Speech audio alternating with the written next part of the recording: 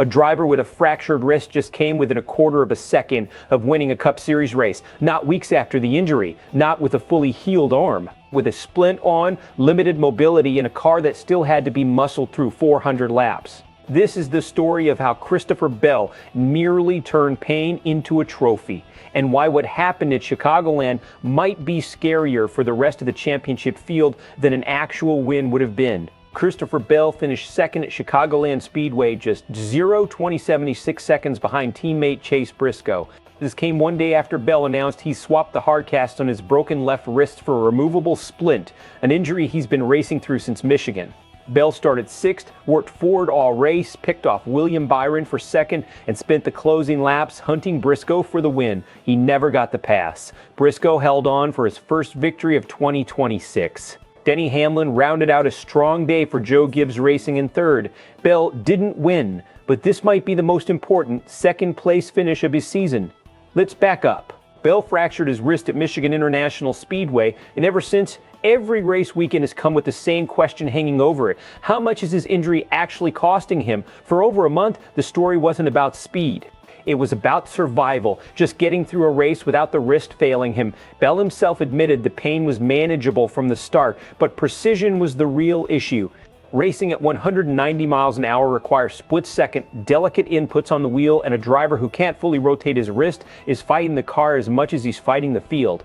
The Cast-to-Splint transition on Saturday looked minor on paper. In reality, it's a signal. Joe Gibbs Racing's medical team doesn't downgrade a driver's immobilization unless there's real healing happening underneath. Removable splints mean range of motion is starting to come back, even if slowly. For a championship caliber team, that timing matters. NASCAR's playoff picture rewards drivers who are trending upward heading into the postseason stretch, not ones limping through the regular season. A near win at Chicagoland, delivered less than 24 hours after a medical update, is the clearest sign yet that Bell's recovery arc is bending in the right direction. Here's what should actually worry the rest of the garage.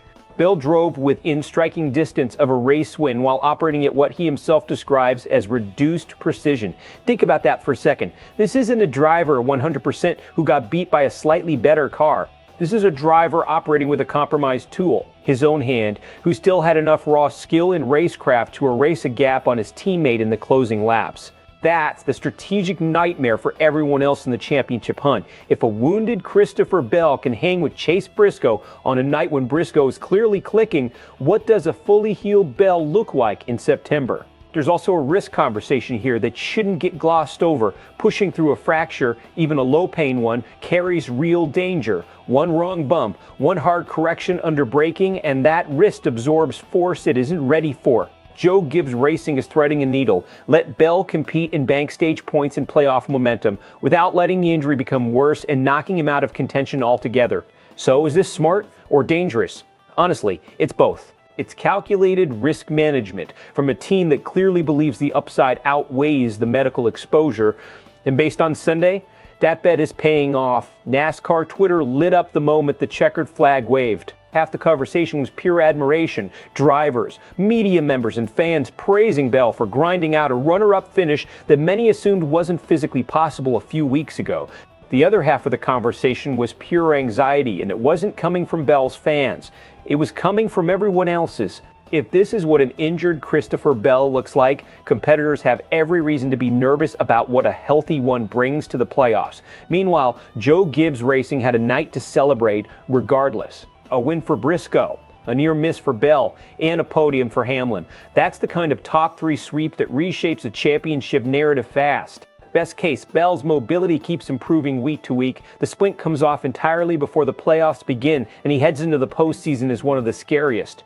Most battle-tested drivers in the field, a man who nearly won races while hurt, now racing at full strength.